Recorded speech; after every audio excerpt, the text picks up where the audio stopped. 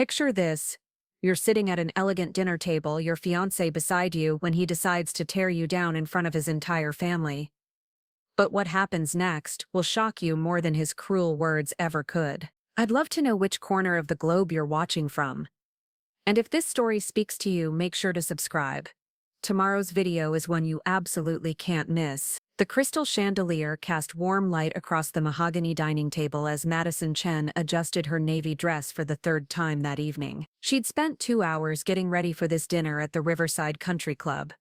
Knowing how important first impressions were to the Wellington family, her fiancé Derek had been unusually quiet during the drive, his knuckles white against the steering wheel as they pulled into the valet parking. "Remember what we talked about?" Derek muttered as they walked through the club's marble entrance.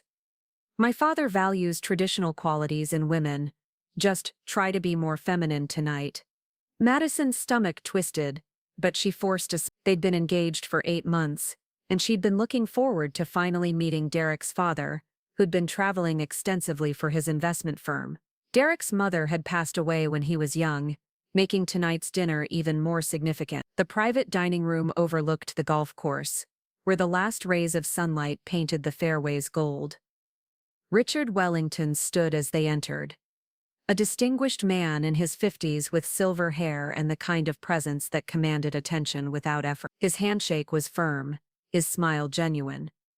"Madison, finally, Derek has told me so much about you." Richard's voice carried warmth that immediately put her at ease. "I've been eager to meet the woman who captured my son's heart." Derek's younger sister Emma had also joined them, along with her husband Paul. Emma worked as a pediatric nurse and had an infectious laugh that filled the room. The conversation flowed easily as they ordered appetizers. Madison found herself discussing her work as a software engineer with genuine enthusiasm. "So you designed the entire user interface for that healthcare app?" Richard leaned forward, clearly impressed. "That's remarkable. The technical expertise required for something like that." "It's really not that complex," Derek interrupted, his tone sharp. "Madison tends to oversell her contributions. She was part of a team." An uncomfortable silence settled over the table. Madison felt heat rise in her cheeks. "Well, I did lead the UI design team, but Derek's right that it was collaborative." "Don't minimize your achievements," Richard said firmly, his eyes flashing with something Madison couldn't quite read. "Leadership in technology is incredibly demanding. You should be proud." Derek's jaw tightened. Throughout the main course, Madison noticed him becoming increasingly agitated as she engaged naturally with his family. When Emma asked about her marathon training, Derek scoffed audibly. "Madison's always been more interested in competing with men than being a woman," he said, cutting into his steak with unnecessary force. "I keep telling her that all this running and career obsession isn't exactly attractive." Emma's fork stopped halfway to her mouth. Paul shifted uncomfortably in his chair. Richard's expression grew cold, but Derek seemed oblivious to the tension he'd created. "I mean, look at her," Derek continued, gesturing dismissively. "She spends more time in running gear than dresses. Her idea of a romantic evening is debugging code. Sometimes I wonder if I'm dating a woman or a machine." Madison's breath caught. The words hit her like physical blows, each one carefully chosen to wound. She'd always been proud of her independence, her achievements, her strength. But sitting there under the chandelier's glow, she felt herself shrinking. "That's enough." Richard's voice cut through the air like a blade. His composure remained intact, but there was steel beneath the surface. "You're speaking about your fiancé with shocking disrespect." Derek's face flushed red. "Dad, I'm just being honest about—" "Honest?" Richard set down his wine glass with deliberate precision. "You're being cruel to a remarkable woman who deserves far better than your petty insecurities." The entire table had gone silent. Madison could hear her own heartbeat in her ears. She'd never seen Derek look so stunned, his mouth opening and closing like a fish out of water. "Madison," Richard continued, his voice gentler now, "I owe you an apology. My son's behavior tonight is inexcusable, and it reflects poorly on how I raised him." "Mr. Wellington, you don't need to." "Richard, please." "And yes, I do." He turned to face her fully, his gray eyes intense. "In the past 2 hours I've learned more about your character than I have in years. You're intelligent, accomplished, gracious, and clearly have more class than anyone at this table deserves." Derek finally found his voice. "What the hell is happening here? I'm trying to have an honest conversation about my relationship." "Your relationship?" Richard laughed, but there was no humor in it. "You just spent dinner systematically tearing down the woman you claim to love. If this is how you treat someone you're planning to marry, I shudder to think what kind of husband you'll be." Madison felt tears threatening but refused to let them fall. She'd worked too hard, overcome too much to be diminished by anyone, even the man she'd planned to marry. "I think I should go," she said quietly, beginning to rise from her chair. "Wait." Richard's hand touched her wrist gently. "Please don't let his behavior drive you away. You haven't done anything wrong." Emma nodded vigorously. "Richard's right. Derek's being a complete ass." "Emma!" Derek snapped. "This is between Madison and me." "No," Richard said firmly. "This stopped being between you and Madison the moment you decided to humiliate her in front of your family." He paused, studying his son with disappointment. "I'm ashamed of you, Derek. Truly ashamed." The weight of those words seemed to crush Derek. He'd always idolized his father, desperately seeking his approval in everything. But now, faced with that disappointed stare, he appeared to crumble. I didn't mean," Derek stammered, but the damage was done. Richard turned back to Madison, his expression softening. "I know this is presumptuous, but would you consider staying for dessert? I'd like to continue our conversation about your work, and I promise you won't face any more of this nonsense." Madison looked around the table, at Emma's encouraging nod, at Paul's sympathetic smile, at Derek's pale, stricken face. Something had shifted in the room's dynamic, and she found herself curious about what would happen next. "I suppose I could stay for a few more minutes," she said finally. Richard's smile was warm and genuine. "Excellent. And Derek, I think you need some air. Perhaps a walk around the club would help you remember your manners." Derek's face cycled through several emotions before settling on wounded anger. "Fine. But don't think this conversation is over." As he stormed out of the dining room, Richard sighed deeply. "I apologize again, Madison. I clearly failed somewhere in raising that boy." "You can't control how your adult children behave," Madison replied, surprised by her own calm. "We all make our own choices." "Wise words," Richard said, his eyes meeting hers with something that felt like admiration. "But I intend to make sure you know that not all Wellington men lack basic decency." The evening was far from over, and Madison had no idea that the most shocking moment was yet to come. The dessert course arrived with an almost theatrical timing. Chocolate soufflé with raspberry coulis that looked too perfect to eat. Madison found herself genuinely enjoying the conversation with Richard and Emma, discussing everything from artificial intelligence to sustainable energy solutions. Richard's knowledge was impressive, spanning multiple industries and continents. "You mentioned you lived in Singapore for 3 years, Madison said, taking a small bite of the soufflé. "That must have been incredible from your business perspective." "It was transformative," Richard agreed. "But more importantly, it taught me to recognize quality when I see it. People with real substance, real character." His gaze lingered on her meaningfully. "It's a rare trait, and one I've learned to value above all else." Emma kicked Paul under the table, and he nearly choked on his wine. The subtext wasn't lost on anyone at the table. "Richard," Emma said carefully, "maybe we should check on Derek. He's been gone for almost 40 minutes. "Let him walk," Richard replied dismissively. "Perhaps the fresh air will help him realize what he's throwing away." Madison's phone buzzed. A text from Derek. "Stop flirting with my father. It's embarrassing." She stared at the message, disbelief washing over her. Flirting? She'd been having a normal conversation with a man who actually treated her with respect, something Derek apparently couldn't recognize. "Everything all right?" Richard asked, noticing her expression.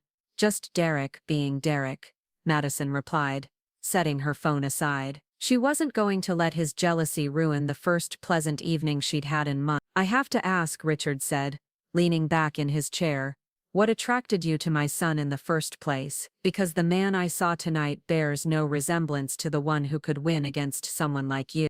A lot of love and effort went into bringing this story to life. If you're enjoying it, we'd be so grateful if you'd subscribe to our channel. Now, back to where we left off. Madison considered the question seriously. He wasn't always like this. When we first met, he seemed confident, ambitious. He talked about wanting a partner who could challenge him intellectually. She paused, swirling her wine. I think success changed him. His promotion to regional manager went to his head, and suddenly he wanted someone who would make him feel superior rather than equal. A classic mistake, Richard said sadly. I've seen it destroy many promising men. They confuse dominance with leadership, control with strength. The irony is, Madison continued, he's actually less attractive to me now than when we met.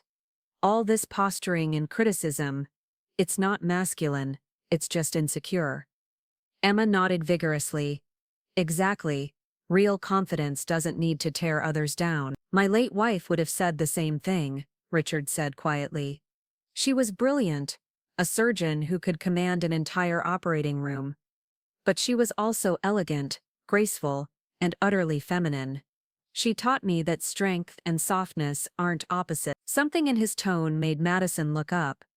There was pain there, but also something else. A kind of recognition that made her pulse quicken.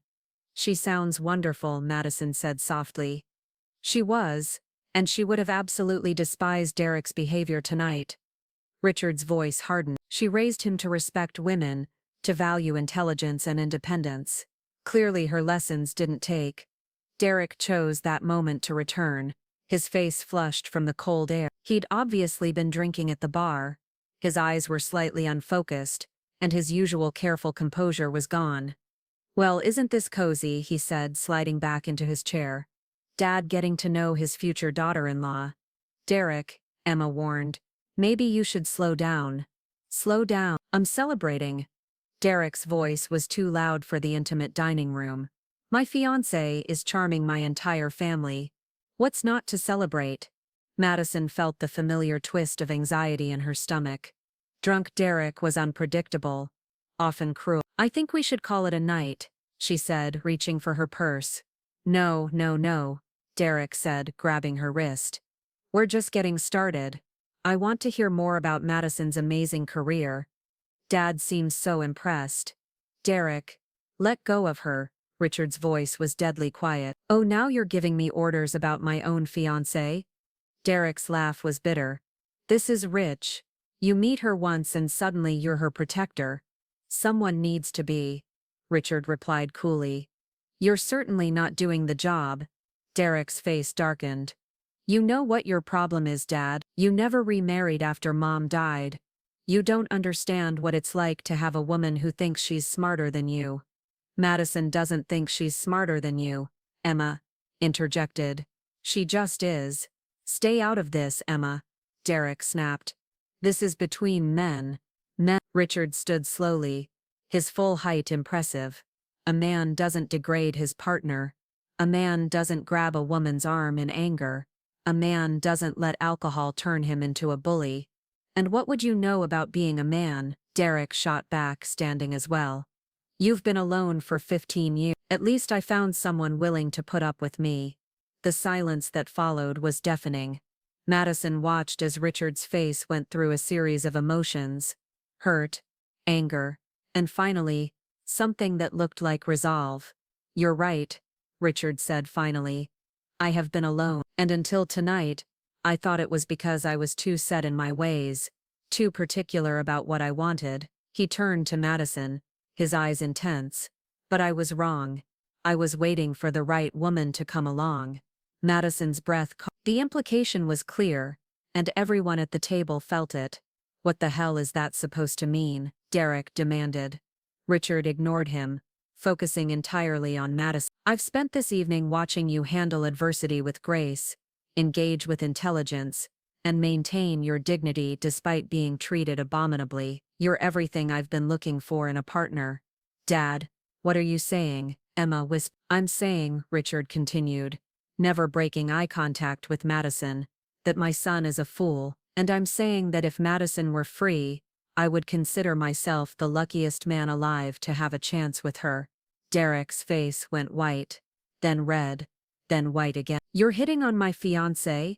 I'm stating facts, Richard replied calmly. You spent the evening making it clear that you don't value her. I'm making it clear that I do.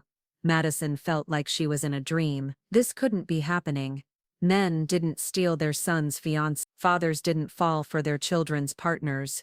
This was the stuff of soap operas, not real life. This is insane, Derek said, his voice cracking. Madison, tell him you're not interested. All eyes turned to Madison. She looked at Derek, the man she'd planned to marry, who'd spent the evening systematically destroying her self-esteem. Then she looked at Richard, distinguished, respectful, intelligent, and clearly smitten.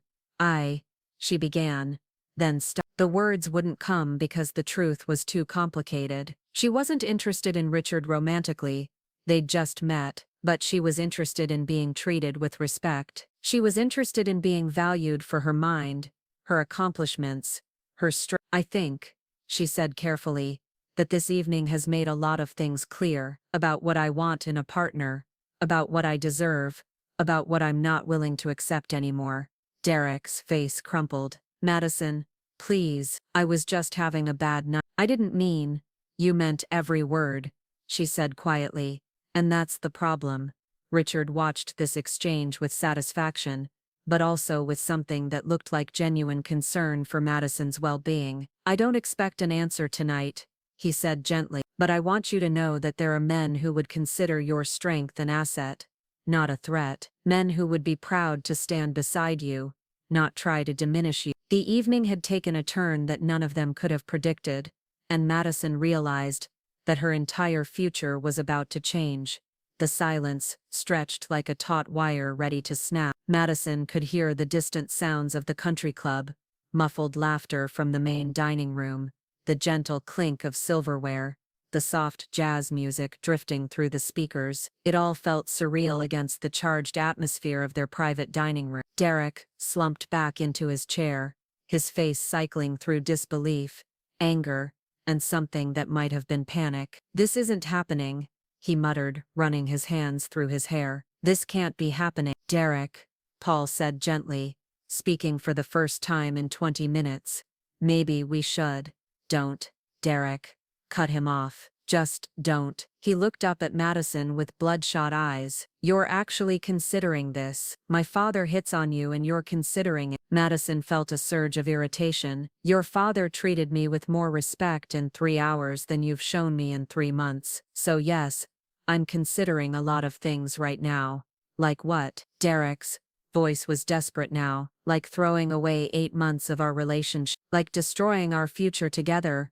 What future? Madison stood up, her chair scraping against the hardwood floor. A future where you constantly criticize me. Where do you try to make me smaller so you can feel big? Where do you grab my arm when you're angry and humiliate me in front of your family? I was having a bad night. No, Madison's voice was firm. You were being yourself. Tonight just happened to be the first time I saw it clearly. Richard watched this exchange with careful attention, his expression unreadable. When Madison looked at him, she saw something that Derek had never shown her: patience. He wasn't pressuring her, and wasn't demanding an immediate answer. He was simply, wait. I need some air, Madison said finally. This is all too much. I'll walk with you, Richard offered, standing. Absolutely not. Derek jumped up, swaying slightly. You've done enough damage for one night. The only damage here was done by you, Emma said sharply. And if you grab Madison's arm again, I'll call security. Derek's face flushed. She's my fiancée, Emma. I have every right. You have no rights over me, Madison said, her voice cutting through his protests. Rights are earned, Derek. They're not automatically granted, because you put a ring on my finger. She walked toward the French doors that led to the terrace, needing space to think. The cool night air was a relief against her flushed skin. The country club's gardens were beautifully lit, casting long shadows across the manicured lawns. After a moment, she heard footsteps behind her. She turned, expecting Richard, but found Emma, instead. I wanted to apologize, Emma said, joining her at the stone railing. I've watched Derek become more and more controlling over the past year, and I should have said something. It's not your job to manage your brother's behavior, Madison replied, though she appreciated the gesture. Maybe not, but it was my job to speak up when I saw someone being treated poorly. Emma paused, studying Madison's profile. Can I ask you something? Madison nodded. Are you actually interested in Richard, or are you just processing what happened tonight? It was a fair question and Madison considered it carefully. I don't know, she said honestly. I barely know him, but I know that in 3 hours, he made me feel more valued and respected than Derek has in months. Richard's a good man, Emma said softly. After Mom died, he could have remarried easily. Plenty of women were interested, but he always said he was waiting for someone special, someone who could match Mom's strength and intelligence. This is crazy, Madison said, shaking her head. I came here to meet my fiancé's father, not whatever this is. Life has a way of surprising us, Emma said. The question is, what do you want to do about it? Before Madison could answer, they heard raised voices from inside. Derek's voice, angry and slurred. You can't just steal my fiancé. It's not normal. It's not right. Richard's response was too quiet to hear, but it seemed to enrage Derek further. You think you can buy anyone, don't you? With your money and your charm and your perfect life. Madison and Emma exchanged glances. I should go back in, Madison said. We both should, Emma agreed. They found Derek pacing the dining room like a caged animal, while Richard sat calmly in his chair, watching his son with a mixture of disappointment and concern. Ah, Madison, Richard said as she entered. I was just explaining to Derek that this situation requires mature consideration from all parties. Mature consideration, Derek laughed bitterly. You want to date my fiancé, and you're talking about maturity? I want Madison to be happy, Richard said simply. Whether that's with me, with someone else, or even with you, if you can learn to treat her properly. If I can learn to treat her properly. Derek's voice pitched higher. She's the one who stop. Madison's voice was sharp enough to cut through Derek's building tirade. I'm done being talked about like I'm not in the room. I'm done being the prize in some weird competition between you and your father. She walked to the center of the room, commanding everyone's attention. Derek, you want to know what I'm thinking? I'm thinking that you showed me tonight exactly what kind of husband you'd be. Critical, controlling, disrespectful. You grabbed my arm when you were angry. You tried to diminish my accomplishments to make yourself feel better. You turned what should have been a nice family dinner into a nightmare. Derek's face crumpled. Madison, I'm sorry. I was drinking. I was nervous about you meeting Dad. I was sure you were being yourself. Madison cut him off. And that's the problem. She turned to Richard. And you, this is flattering, but it's also overwhelming. I don't know you well enough to make any decisions about my future. Richard nodded. I understand completely. I'm not asking you to make any decisions tonight. I'm simply asking you to consider that there might be better options available to you. Better options. Derek's voice was incredulous. You mean yourself? I mean anyone who would treat her with the respect she deserves. Richard replied calmly. If that's me, wonderful. If it's someone else, I'll be disappointed but I'll survive. Madison felt something shift inside her. Derek was thinking about himself, as always. But Richard was thinking about her happiness, even if it meant he didn't get what he wanted. There's something else, Richard continued, reaching into his jacket pocket. Derek, I believe this belongs to you. He pulled out a small blue velvet box, the engagement ring box that Derek had been carrying earlier. Madison's breath caught as she realized what was happening. I think, Richard said quietly, that Madison deserves better than a man who spends the evening telling her she's not woman enough. She deserves someone who recognizes her worth. The room fell silent. Derek stared at the ring box in his father's hand, the implications sinking in. You're asking her to marry you, Derek whispered. I'm asking her to consider it, Richard replied. Not tonight, not tomorrow, but eventually, when she's ready.